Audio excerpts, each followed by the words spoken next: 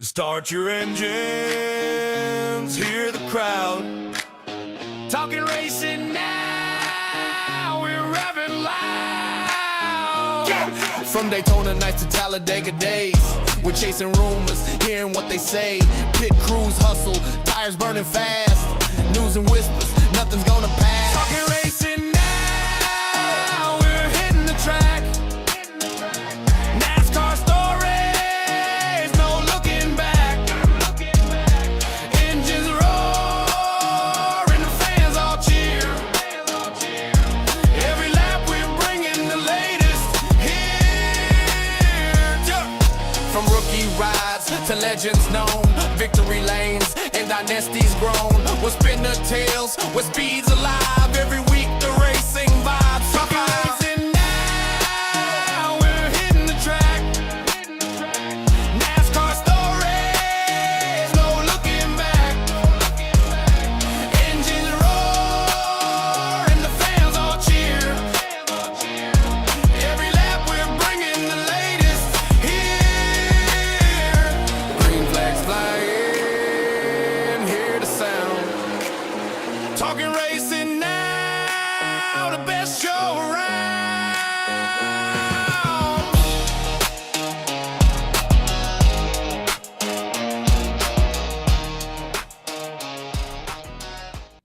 It is Talking Racing Now. I am Sean Stanley, the great Spencer O'Neill. Tagging along, or not tagging along, I'm sorry. I apologize.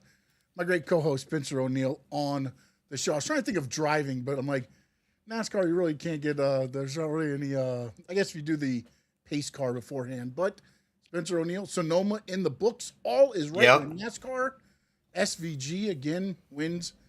I think it's because I picked them and you didn't this week, so maybe that's what happens. That seems to be the way things are going, yeah. Yeah, your overall thoughts. We'll dive into the ins and outs of some of the stuff that happened. Your overall thoughts of Sonoma. So Sonoma, SVG eventually got the lead, towards the beginning of the second stage and never gave it up. A lot of long green flag runs. We had some spins, but we didn't really have much contact of consequence. Mm-hmm. Some of the spins, we can talk about those. I enjoyed the Todd Gilliland versus 2311. Bubba sort of rode him into the wall, came into that corner, not into the wall, he rode into that corner hot, and Todd didn't like it because he used Todd as essentially a backstop. Yeah. So Todd ran him off the corner, and then for good measure, kind of gave Riley Herbst a little side action, pushed him off the track too. I love that. Way to go, Todd, showing him some business. Yeah. And I was pretty proud of my boy, Cindric, showing some cojones, coming out. Wanted, right? That's what I wanted. I didn't, he got some stage points, maintained 16th. He lost one spot to SVG in the standings. Fighting with Brad, giving BK the business, and BK was giving him the business, and I love it. I love seeing him out there fighting and competing. You ain't got to win. You just got to show me something, man. Show me some heart. And he gave it to me. So Austin Cindric is in my good graces again. I'm very proud. 2-car man for life. And I enjoyed seeing that. Let's see. Zillage finished the race. Got a top 7. Yeah. He got 7th. So he got a top 10. Yeah. Finished it out. Thank you, Connor. Good job. And I tell you what, man, Chase Briscoe, he, I don't know if he was ever going to actually get to SVG. SVG indicated that he didn't know what would happen if it was a couple laps longer. I don't know if maybe Briscoe did a good job of holding on to his tires. It seemed like he didn't take the bait. There seems to be this talk about SVG at these road courses where he'll kind of let you drive your car out and let you get a little closer. And then he'll kind of take off on you. So didn't take the bait, just maintained the gap. And then when it got to the end, made a run for it. And, he never got to the bumper of SVG, but he got dang close. So gave everybody some hope that maybe there's something in the future if you're not, want to see SVG win all the time. And besides that, Ty Gibbs, probably the best car. Yeah, Probably the best car. I would say Ty Gibbs had the best car. Yeah. But yeah, that's what I got from Sonoma. Oh, and the window for fuel was 41 to 44 laps. Yeah, I saw that. I saw it once they went live. I was like, okay, all right. So the only one Well, that answer really- that question. Yeah, Yeah. but what was interesting to me was, well, SVG kind of got the best of both worlds because he was able to short pit the stages at the end and then still pick up points because he was finishing 7th. even though it was- 10th stuff, seventh stuff like that. Yeah. Extra points, even though he was still short. Other drivers were doing the same thing and not getting those results. But he had Oh, and Christopher Bell Yeah, Christopher Bell, man. with his broken left wrist or whatever it is, driving his butt off. He was just right behind Ty Gibbs all day. Yeah. Yeah, it was a lot of good racing, man. I can't complain. A lot of it. I mean, not necessarily in the front. When the leaders kind of got away, they got away. But there was a lot of good racing through. Hurricane Hocevar, Kozlowski, and whoever else tried to, Denny Hamlin went into stage 3 with a 31-point lead in the standings. And he was about to get the monkey off his back, Ty Dillon. He was going to advance past Ty Dillon for the first time ever in the NCAA Challenge, which is only 2 seasons long. But let's get away of a good story here. And he gets taken out. And it's like, I'm sitting out tweets. I'm like, oh, it is just Ty Dillon is the curse and this and that. And then all of a sudden I hear, there's something wrong with Ty Dillon. I'm like, no, I know. No, he was running 10th. He was running 10th and he lost power steering. He's trying to drive a road course with no power steering. Which Tyler Reddick had the same issues too. Although I think they were able to get his fixed. Yeah, they got his fixed, but it was too late at that point. He lost 4 laps and never got a lap back. Late into the race, you couldn't have done anything then anyways. Yeah, Tyler Reddick didn't get the Bubba Wallace luck from last week where Bubba was able to get 2 laps back after that penalty.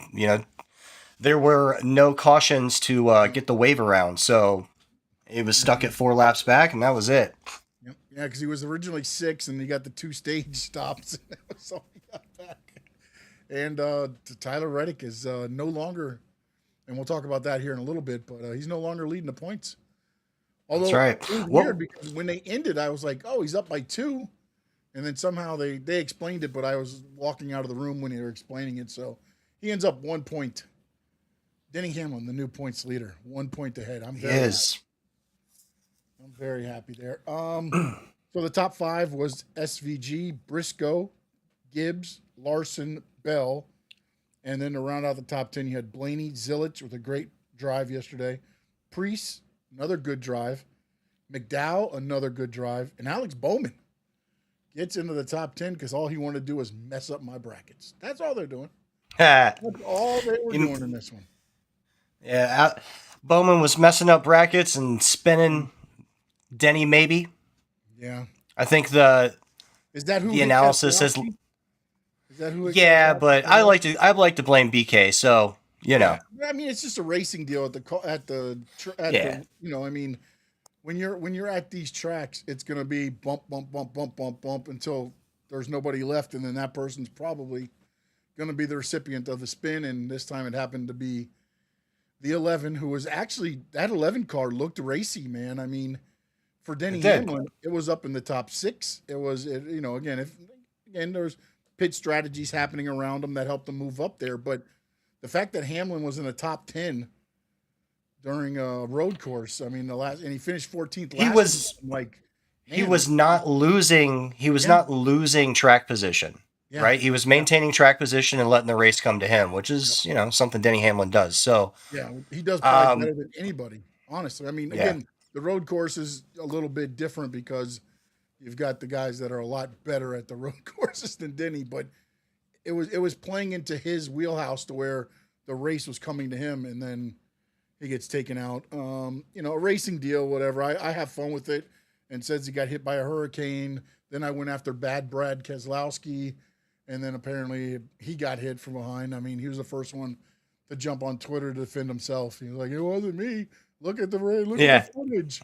And he's crying like a little. It's like He had a rough day. He was fighting with Cindric all day. yeah, no, those two. That was probably the best, I think. That was the most enjoyable part all day for me. It was a great battle. That was the best battle. Everything They else were next kinda to each played other out. all day.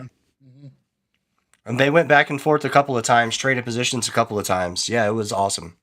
Yeah. So, again, the road courses are a little hard to talk about because usually, look, man, Ty Gibbs dominated the stages, first and second, did. and then SVG got the lead and didn't look back.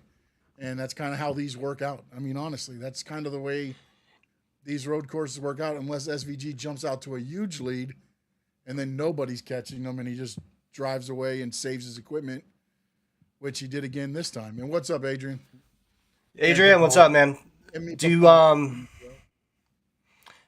Do you think if Ty Gibbs had, and this is a loaded question, it's kind of hard to answer because we honestly don't know, but obviously he took the stage points thinking he could drive through the field a little bit and he would end up better off than trying to go get the win. Mm-hmm. Do you think that was a mistake, not flipping the stages and going for the win? Because, like I said, I think he had the best car. I mean, what did he end up with? 20, 45, 49 points, something around there? There's Well, he ended up 38, third. 35, 36, so 20, 48 points on the day? There's 36 people. You got 10 and 10, so 20. Hold on, I got the results right here. So Don't you get, if there's 36 and you get third, don't you get 34 points? Wouldn't you have gotten 54? Yeah, 54 Yeah. points is what he got. SVG ended up with 63, of course, because he got the win. Christopher Bell with 50. And that's your big. I mean, everybody else is 30, 20s, and then, of course, on down the way to zeros and twos and stuff. So, I mean, overall, look, he got the second most points on the day. And if He did. And if he had more time, probably about 10 more laps, it might have got racier. It might have got racier up there at the front. Maybe. So, I can't fault him because it worked in his way. Now, if he would have ended up, out of the top 10, then I think, yeah, that's a terrible move because now you end up with 20 and I guess you get 20 points though out of it. So I don't know if it's that crazy of a move because in that way you end up 20, maybe 48 points or whatever. I mean, either way, I feel like for him doing what he did, it helps him out. I think he even moved up in the standings. If I'm not mistaken. Was he fifth? He went up to fourth. He leaped Kyle Larson. So I mean, ultimately in that day, I mean, what did Kyle Larson? And Kyle Larson was a top 5 driver. Yeah. Yeah, but he ended up with, Larson ended up with 35 points, and Gibbs ended up with 54. So a 19-point swing allowed Gibbs to jump him in the points and is now 18 points ahead of him. He's 18 points ahead of Larson right now. So the 19, he was 1 point behind Larson with what he did at this race. He's now leapfrogged Larson for this race. Anyways. Ty Gibbs, he's got something. Yeah. And Chase Elliott's sitting in that, the bird's eye seat, what we're calling it, I guess, number 6, to where you're competitive for the chase. Christopher Bell jumped up 2 spots. I guess might as well go to that now. I have that on here. Yeah, and like they've always said, unless you have a Tony Stewart type 5 wins out of the 10 races in the chase, it's going to be hard to come up from too far back. Yeah, you're going to have to be, again, with the points reset, it'll allow a little bit of it, but we'll have to see where that's at. And then Hamlin now, 824 laps led. Larson, 610. Reddick stays at 428. Where's SVG now? Oh, wait, he's up there in 6th. Where's he at? 15th, 14th. 184 now. after that race. But again, it's what we always talk about with the road I courses. bet his miles are long. Yeah, I bet his miles are long. equal or longer. Yeah. Yeah. So right now the top 10 in points. The new leader is Denny Hamlin. Tyler Reddick drops down 1 point behind. Ryan Blaney still 104 points behind. Ty Gibbs jumps up a spot to fourth. He's 130 points behind. Rounding out the top 5, Kyle Larson, 148 points behind. And then you've got Chase Elliott, Chris Buescher, Carson Hocevar, Daniel Suarez, Christopher Bell jumped up 2 spots to now be in the top 10. Suarez and Hocevar switch spots. But the interesting thing is from 7th, it opened up a lot now. Wow, these last couple races really separated this. Yeah, there's been some space. Yeah, now If you it's go to 84. the chase cut line, there's a little bit more space too. Yeah, it's almost 108 points separate 8th and Austin Cindric in 16th right now, who dropped 4 spots. Bubba Wallace dropped another 2. Chase Briscoe somehow dropped 4 spots. So I don't think that's right. Because Cindric went from 15th to 16th, so that was only 1.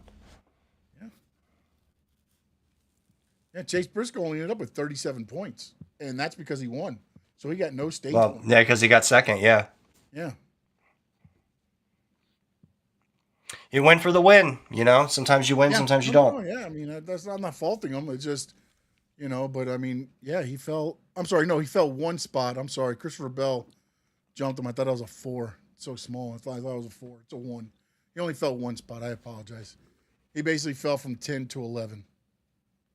Bubba Wallace went from 11 to 13th. SVG jumped back into the top 16 at 14. Ryan Preece and Austin Cindric, 1 point separates 15, 16. And then you've got 13 points to Eric Jones, 26 points to Kozlowski, 27 to Allmendinger, 32 to Logano. That's where the race is now, 15 through. You got Ryan Preece is 15th with 317 behind. And then you get all the way to Zane Smith is 379. So you got about 62 points separating them. And we're going to some races to where you might get wrecked out and not get any points. So there could be a swing happening here for some of these guys. I got to go back and watch Chicagoland races. I don't remember the track. Yeah, it's been a while. Yeah, because they're doing the street race for the last, 2 years, 3 years? I thought it was longer than that. I think it goes back to COVID. Wow, was it? Oh, wow. Okay. All right. I think it does, yeah. Man. I didn't tell you this, but do you have a stock up, stock down? Can you think of one or no? Sure. Let's see. Let's do our stock up, stock down. Let's go ahead and we'll start with stock up. Do you want me to go first since I kind of threw you? Yeah, go first real quick. All right, my stock up is actually Christopher Bell. As I said, he moved up 2 points to 10th in points, finished 5th in Sonoma with a broken freaking left wrist. And just the fact that he gutted through it. And I think it was smart of them to pull him out of the car last week to keep him, just from whatever, again. But it allowed another week to go, and kudos to him for driving through the field. So for me right now, Christopher Bell in the 20, your stock is up. I'm gonna go with the guy next to him in the Chase standings, also with the name Chase. Give me Chase Briscoe. I got stock up for Chase Briscoe. Got a second. Looked good at the road course. We're gonna go back to some ovals. JGR itself has been looking good. So yeah, you give me some Chase Briscoe on a stock up. All right, now we go the other way. Who's on the way down? And for me, it is an easy one. It is the 45 of Tyler Reddick, and it's not just because of this race. He entered Charlotte 129 points ahead of everybody in the points. That was 6 races ago. And in those 6 races, by the way, he finished 4th in Charlotte and left with a 122-point lead. He finished 6th in Nashville, left with a 97-point lead. Then he finished 35th in Michigan, left with a 51-point lead. 2nd at Pocono, but Denny Hamlin won. And he dropped down 19-point lead at that point. Then he took 25th in San Diego. Hamlin, made up some ground there, ended up +8. And he finishes 36th in Sonoma. Not necessarily his fault. He had a power steering issue. But if Hamlin would have stayed where he was, you're looking at he would have been behind by almost 30-something points going into this race. Luckily for him, Brad Keselowski doesn't like Denny Hamlin, and we're going to blame Brad for everything now. Yeah. It's always about Bad Brad. That's his new nickname for me. And he spins Hamlin, and now Hamlin leaves 1 point ahead of Denny Hamlin. So in 6 races, he lost 130 points, basically. 130-point lead. Hamlin made up in 6 races. And so for me, adding all that together, Tyler Reddick's heading the wrong way. His stock is down. So I'm not going to say Tyler Reddick because I'm not going to double up, but I'm going to kind of double up. I'd like to say 2311, but I'm going to go with Bubba. Okay. So for me, it's the whole team. But Bubba specifically, last week we saw, 2311 run well. We get outliers sometimes at new racetracks, and we obviously got an outlier because of the accident. But, Bubba ran a second. Hadn't really been running strong before that. And then we get to the road course, and he loses a couple of spots in the chase standings. Didn't have a great day. We saw him, overrun a corner, getting shoved out into the outside of the next corner by Todd. Just a rough day, and rough for his points, back to 13th, and stock down for Bubba. There you go. There's our stock up, stock down. Now I'm going to ask you, how does your bracket look right now? So I panicked because I was unable to view the bracket until after the race, and I was like, why can't I see this thing? So I went through and did it again and tried to pick the same people. Found out this morning that I didn't pick the same people, but both of those brackets look better than yours. I'll go with the original, the No Doubt. It's looking okay. It's still intact as far as got Chase Elliott, got Ryan Blaney. The Tyler Reddick thing obviously did not work out. Mixed up a couple of other places. Let me see. What did I get wrong? I think I chose AJ Allmendinger to go over Christopher Bell, if I remember correctly. That was a poor choice. Am I in No Doubt? Yeah. So I got Reddick wrong. I got Cendric right. I had Todd Gilliland beating Daniel Suarez, so I got Gilliland right. I had Zane Smith over Hocevar, got that wrong. Let's see. I got Allmendinger over Briscoe. That was wrong. Ty Gibbs over Austin Dillon. That was right. I got Michael McDowell over Bubba Wallace. Got it right there. Chase Elliott over Noah Gragson. Got that right. Ryan Blaney over Josh Berry. Got that right. SVG over Ryan Preece. Got that right. Had Riley Herbst over Kyle Larson. Had some faith in the 2311, and now they're on the stock down list. But that was obviously wrong. William Byron over Ricky Stenhouse, who looked better than I thought he would. But William Byron did win, so I got that right. Had Ross Chastain over Christopher Bell, thinking about the injury to the wrist, but he obviously outperformed my expectations. Got that wrong. Chris Buescher over John Hunter Nemechek. Easy win right there. Eric Jones over Joey Logano. Got that right. And, of course, I had Ty Dillon over Denny Hamlin, and I was wrong, unfortunately. Yeah, that came down to the very end. I was like, oh, this guy, man. Oh, goodness gracious. Yeah, I can't even. But luckily for me, I I think have. they kicked me off the site because I can't even log into my the fantasy part of it anymore. I think they're like, you're so bad that we're not even going to let you log in anymore. So let's see. You've got Tyler Reddick over Bowman wrong, Cendric over Keselowski right. You got That whole next You picked Suarez and Hocevar, so you were wrong on that. You picked Allmendinger just like I did. We were both wrong there. You did get Ty Gibbs. You chose Bubba Wallace over Michael McDowell. Got burned there. You did choose Chase Elliott, so you got that right. There you go. You had Ryan Blaney and Van Gisbergen, so you got those right. You chose Kyle Larson over Riley Herbst. You got that right. You did go with Ricky Stenhouse Jr., so you got that wrong. Yeah, I was thinking there'd be something there, but you also chose Ross Chastain over Christopher Bell. yeah, Probably in the same logic. I thought he wouldn't power through. You did get Chris Buescher over John Hunter Nemechek, and you did get both Eric Jones and Denny Hamlin right. So, I've got Hamlin in the final against Reddick. So since Reddick's already out, basically my only hope is Hamlin makes it to the final and wins. Yeah, you can get some points with your Ty Gibbs pick, but outside of that, you're kind of messed up on the left side. Yep, I'm hosed, buddy. Hosed. Oh, terrible. Terrible, terrible, terrible. Well, since we've just gone over how apparently we'll see how it goes next week, but my in-season tournament's doing a little better. Let's talk about the picks that we did make. Oh, yes. Yes, I like that. I bet you do.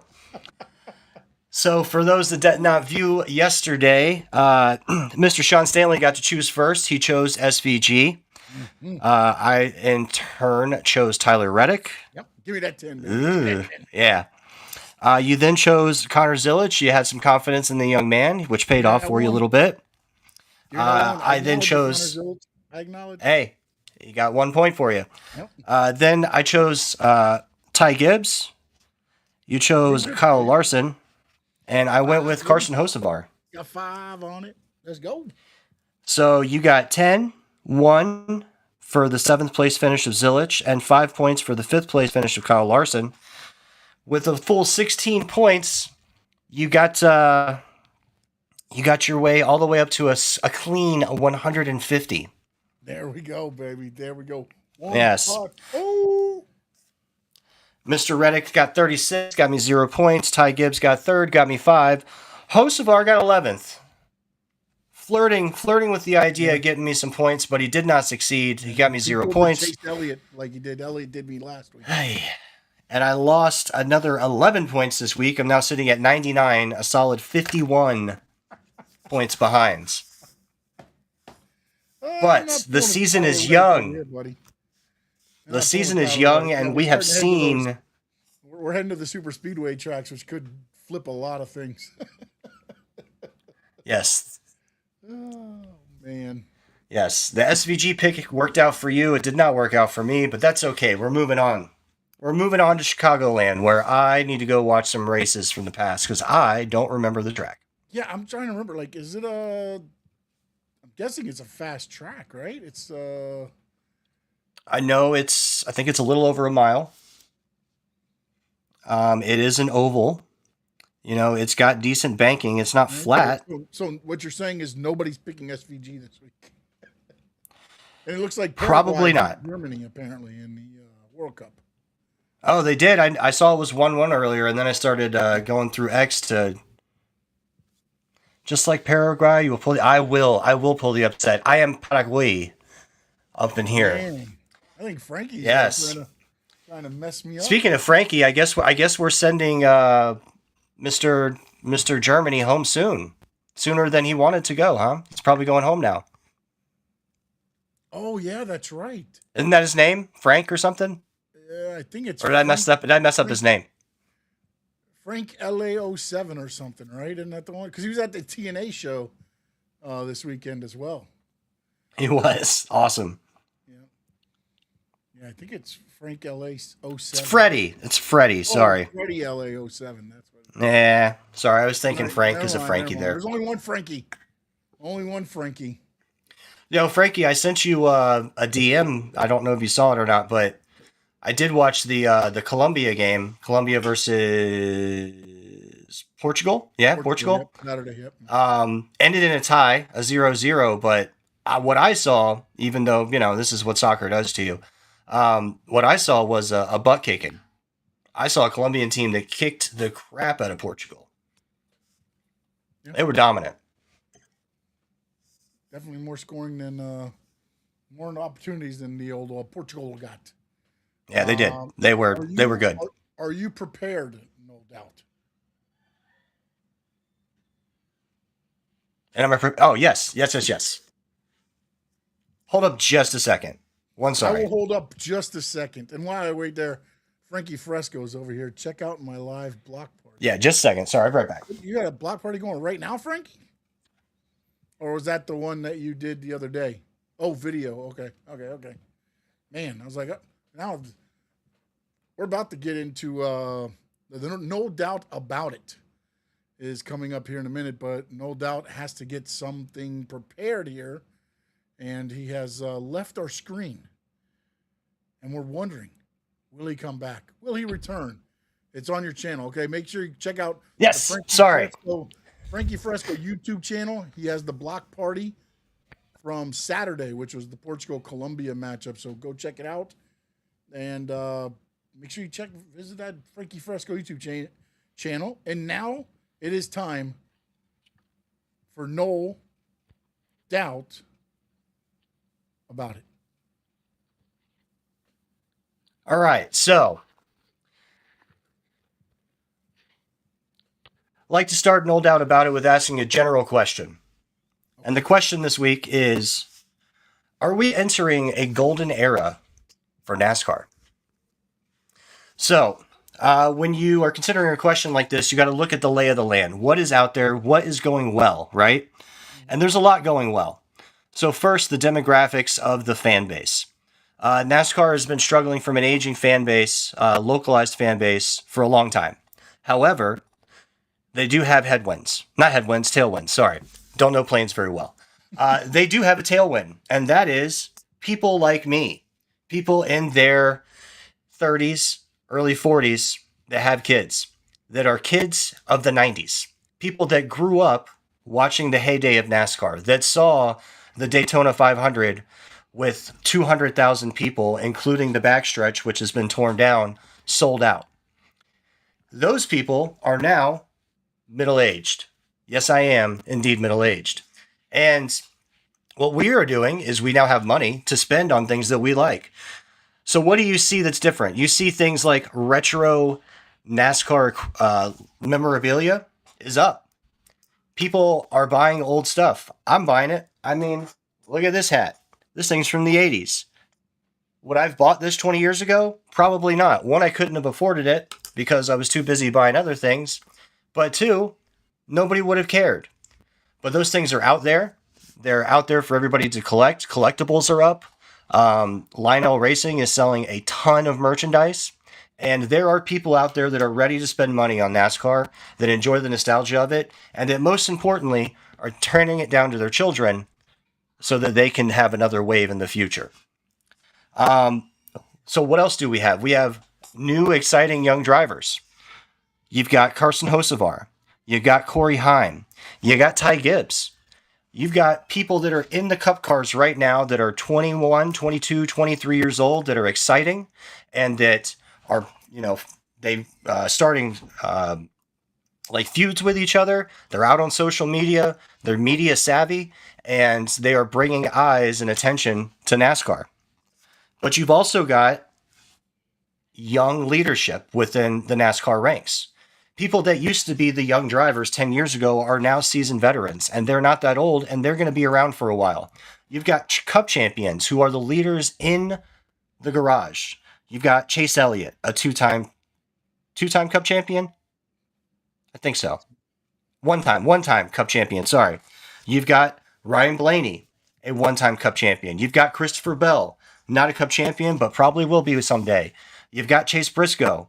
Like, you've got young leadership that has fans that like them, that are in traditionally exceptional teams that are like growing the sport forward. You've got drivers in the pipeline for years to come, and possibly not enough seats to give to all of them. So we've got Jesse Love, who we know is going to Woods Brothers at 21. You've got people like Raja Caruth, who a lot of people, including me, absolutely love. He's still got some work to do, but he's in the pipeline. You've got Corey Day, who looks to be the heir apparent to whatever ride becomes available at Hendrick Motorsports. You've got people like Caden Honeycutt and Lane Riggs in the Truck Series. You've got Cruzy, who appears to be the heir apparent to the number 11 car at JGR. And you've even got people down there like William Sawalich, who ran the crap out of ARCA and is rising up, through the ranks as well. Looking at social media, they've got social media outside of the traditional forms that you get from NASCAR or from Fox. They've expanded into multiple different distributors such as Prime, which everybody loves. And then you've got things like Dirty Mo. Dale Jr. is doing an incredible job of growing a social media network and getting people on the network besides just himself that people love to watch. Door Bumper Clear, awesome. You never seen it? Go watch it. Then you've got people like Cletus McFarlane, who grew his own thing outside of NASCAR, but is now getting into it. You've got new leadership at NASCAR itself. The France family still in charge, but not the president. We've got Mr. O'Donnell, Steve O'Donnell, but then you got Ben Kennedy coming up the ranks, and Ben Kennedy has been doing fun things for years. You can thank Ben Kennedy for Chicago, for the Coliseum, for San Diego. Those are Ben Kennedy creations, and you can expect more of that, things that people enjoy. We saw the numbers from the San Diego race. Incredible. Thank you all for that. But, where does that come from? That comes from new leadership, and we've got it. And then you've got exciting young teams. You've got 2311. You've got Legacy Motorsports. You've got Spire. You have a future outside of the big three of Penske, of JGR, and of Hendrick. So yes, there is no doubt about it. NASCAR is heading into a golden era. Look at that. Look at that. Look at that. Wow. Oh, Man, you sound like you know what you're talking about, boy. Notes help. I do have one question, though, and this is where it's been talked about recently. Dodge might actually jump back in 27. They found something with Possibly. an engine, a motor possibly. Now, does that change anything? Not immediately. Okay. So, obviously, we know Colleague Racing is going to Dodge. They've got two charters. You've got AG Allmendinger. The other one's kind of up. We'll see who ends up driving there. I don't even know who's there right now. They might be renting that charter out this year. They might be taking it back next year, if I remember correctly. Because Colleague's only by himself. It's Allmendinger by himself. Yeah, they've got two charters. They don't have the OEM support from Chevy or whatever it is. Yeah, so I think they're renting their charter out. Their charter out this year because they've got two. So you're going to have two cars that are Dodge. I expect them to struggle, like we have seen the Ram trucks. I expect slow progress. So will it change things? It's going to be difficult for a colleague to grow into another charter. It's going to be hard to get one because there's a lot of people that want them. We know RFK wants their third charter. They're just kind of hard to come by, and they're expensive. One of these other teams that are like the second in Ford or Chevy would say, let me go be the big dog over there? Well, the obvious question is Penske, right? Because Penske has a relationship with Dodge. Yeah. Or even, would Legacy do it? Would Legacy leave Toyota and say, you know what? Again, I don't know if there's... I don't know how long their deal is. That's a good question. All that stuff, but again, we watched Legacy jump from, what were they, Ford? Or they were the Chevy, and then they're in Toyota now. They're trying to figure out where they're going to get the best. Yeah, I don't know that support. I don't know how tied to Toyota they are. Yeah, how much support they could get. I do wonder, though, And then also, you're going to bring the Dodge fans, the fans that are just Dodge. You're going to get them also in there. So I think it's good. It's going to bring more people there. I just don't know. As you said, I don't know how competitive they're going to be at the very beginning. Well, we've talked about like so obviously we got the next gen car about Yeah. 5 years ago, and the teams that have the most resources and or have Denny Hamlin, inputting information seem to be getting better than the others, right? And there seems to be this divide in speed between those that have and those that have less. But exactly, Frankie. If Legacy left, they'd have to start over, right? Anybody that goes to Dodge has got to start over. Yeah, So but they it's going to become, be but again, some of these teams, they might be a part of Chevy or whatever, but they're not getting the resources the main teams are getting. The big dogs get the better resources for whatever you want to. I mean, look, right. don't And want to say Toyota's got two everybody's major the teams at same, this but it point. is not the same. The only thing that Toyota's got going for them is the fact that JGR has got Hamlin, and Hamlin owns 2311. Well, That's Toyota has that, but they're on the Toyota also, same level. I think Toyota has a pipeline of talent that no one else has because they put into it. And that's why when you see drivers leave Toyota and do things like, go to Chevy or come to Ford, really, because Ford has no pipeline. They don't do anything for young drivers. Um, you know, I wouldn't be surprised if we don't see Fords in the O'Reilly series at some point because they're running out of cars. Um, you know, really, like what Toyota does is they build people up, and it's been good for the sport. So I don't know that Legacy would leave Toyota, but if they did, going to be the big dog and over Colleague, I don't know that I would call Legacy a bigger dog than Colleague. Maybe they could be. Yeah. I don't know. No, I know what Jimmy Johnson's saying about the whole thing with JGR and all that. But also Yeah. that's why Toyota stays so close together, I think, too. Because as long as you're not, engineer and you're leaving to another car, they're not going to sue you. So they'll share their secrets. They'll share their secrets. But you're a car chief and you want to leave. Yeah, hey. Good Lord.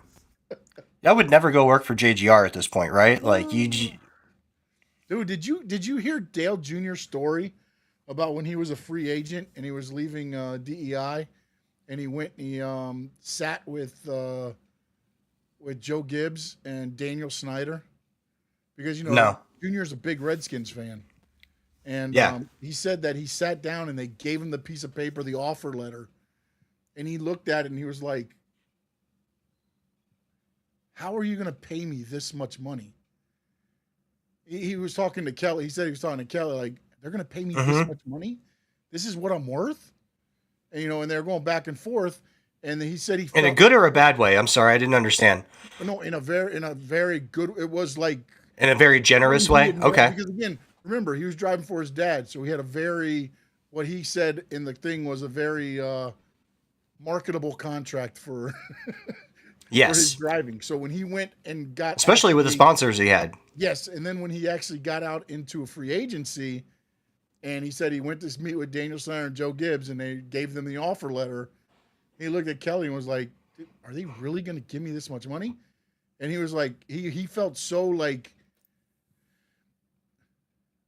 not awful, but like he didn't know how to act basically. So he told them, "I need some time to look this over. This is a lot of money." He's like, "This is generational changing money." And he said Daniel Snyder went up to him at the table and was like, "You're not leaving here without signing that deal. I'll give you this. I'll give you He this." gave him the football treatment. Basically, he's like, "I'll give You're you not this. leaving the building today. Yeah. I'll give you ownership in this. I'll give you ownership in this. I'll give you some stock in this. I'll do this. Sign the contract." And Junior was like, I told him I couldn't do it and I had to go because he honestly felt he knew he wanted to race for Hendricks. Basically, is what he kind of went with. And he said when he went to meet with Rick Hendrick, he went to give him an offer letter and he said, no, I don't even want to see it. I don't want to see it. Give it to Kelly. Work out the details. That's all he told. He's like, I don't want to see another offer letter. Basically, Yeah, right. it was a pretty cool story. And again, I'm paraphrasing everything, but it was a great story to hear how like he didn't think the value of him because again, he's racing for his dad. He's happy to be there. He's doing a thing now. Everything happens. He leaves DEI and he goes out in the open market and sees what somebody thinks his value is, and it's like, really?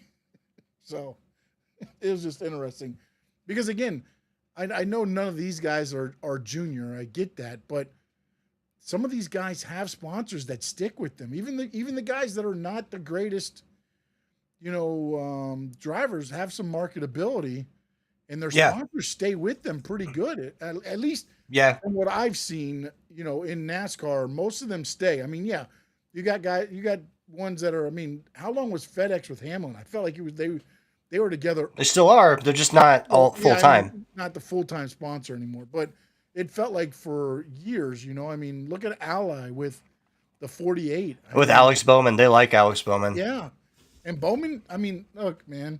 I know he had the vertigo, he had the issues and stuff, but like if you're paying that amount of money for a car, you want that car running well. I would think. Again, I'm talking as a business guy that has no money. I don't have a company like Ally to where this might be just a tax write-off, but I'm thinking from a business standpoint, that's a lot of money to be putting on a car to say, okay, you're going to go race 38 times and maybe get 3 top 10s, because Bowman has but not Alex, been running that well. He hasn't since the injury, or I guess it's an injury, but since the concussions, right? Yeah. But it's hard. It did shift at the He seems to be getting better. But yeah, I mean, even some of the lesser drivers like Noah Gragson, right? Noah Gragson has an awesome relationship with Rush. Yes. Like that comes from his days in Vegas. Noah Gragson's too, right? father. Pilot stores. Mm-hmm. It seems like they're always on his car too. Pilot. Yeah. So, and there's Spectrum has a relationship that goes way back with Carson Hocevar. Yeah. Red There's Bull, of course, I mean, they're on Bass Pro Red Bull Shops, just got back. There's 1 or 2 cars. Bass Pro Shops has an in-depth relationship with Richard Childress Racing. Yeah. I'm surprised that Bass Pro Shop can sponsor Chase Briscoe at all. Well, that's because Truex. I guess that's true. Yeah, they kind of came over with that. From the Truex thing, yeah, they probably kept that from the Truex part. That's why I think Chase Briscoe got the 19. Honestly, I think he was kind of. I mean, again, JGR probably. Well, they like him. JGR liked him, I think, but when they said, "Oh, Bass Pro will stay if he's driving," I think that again, unfortunately, that's going to solidify some guys staying in cars. I mean, heck, the Woods Pennzoil and Joey Logano. The Woods brothers is always the Ford, right? It's basically they're sponsored by Ford, I believe. The Woods brothers most time, the 21, at least most of the bigger races, they always got the Ford on there. Well, I mean, they're a Ford team. No, I know that, but I mean, they're actually sponsored by like Ford or whatever. On the hood, it's usually whatever the Ford. I'm trying to think of what I am blanking out on what that sponsor is on that sort of. Let me see if the 21 with the red and the white and the gold. Whatever. It doesn't matter. Oh wait, it's not. I'm looking at the 21. There's Josh Berry. All right. So Frankie Fresco asks, which driver has the most pressure this season? Denny Hamlin has the most pressure this season. I think. You know what, man? Though, I think Denny does, just because his time's running low and he's running so well. But I think the pressure. That's like every year, but yeah. Yeah, I think the pressure now, though, honestly, is on. And they were your stock down. I think it's on 2311. The drivers there, Reddick, for the hot start that they had, after what they did last year.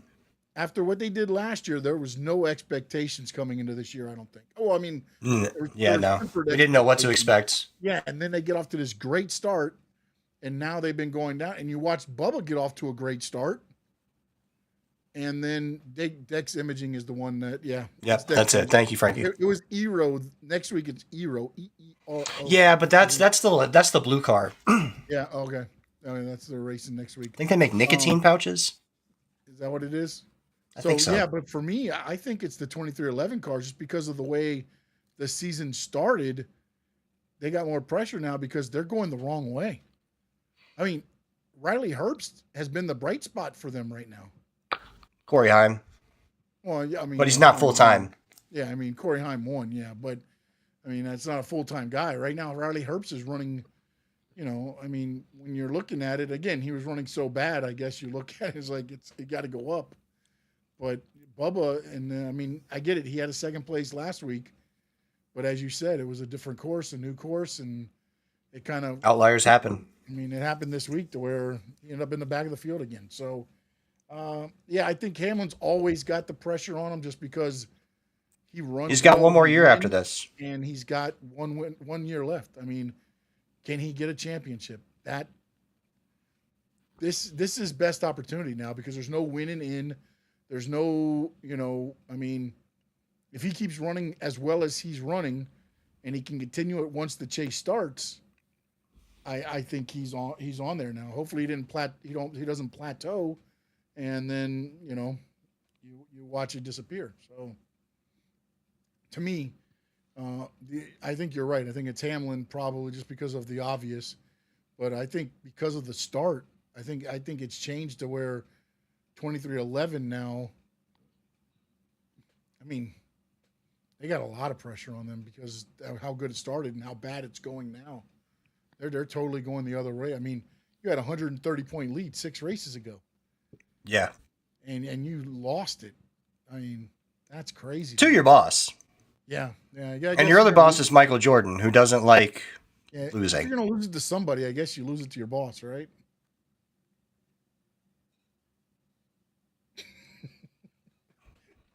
Frankie Fresco, bring it out. Oh, Frankie, if you only knew the things I get wrong. Oh, no way, man. How is it his knowledge? I got 150 points, man. He does. He's kicking my butt. But I pick it like I pick the NCAA tournament. I like the colors of that team. I like the colors they're running this week. I'm taking them. Oh, lies. Lies. All right, man. Spencer, let them know where they can get a hold of you, sir. You can find me on X at NoldOut87. You can find me here at Talking Racing Now. You can find me on the Stanley Media House where the door is always open. Uh-huh. You like that, Frankie? Yeah. And yeah, I don't. You can find me on these YouTube streets. Holler at me. We'll talk some racing. Yeah, you catch old Spencer in the YouTube streets. Don't come up on. And I'll probably be talking some shit. Yeah, he will be. He will be. That's what he does. That's what he does. No doubt about it. Sometimes you got to go for the joke. That's it. Check me out at SS_Sports Talk, Stanley Media House, everywhere else. Of course, Stanley Media House Network. I want to thank everybody that joined us on the YouTube channels. Please hit the subscribe, hit the like, hit the share if you like what you heard. If you're watching us on X, Twitch, Facebook, please like, share as well, and jump over to the Stanley Media House Network YouTube channel and check out all the stuff that's going on. Also, don't forget to check out the Frankie Fresco YouTube channel. Check out the block party from Portugal and Colombia that happened on Saturday night. And in the words of the great Spencer O'Neill, Talking Racing Now! Talking racing now, the best show around.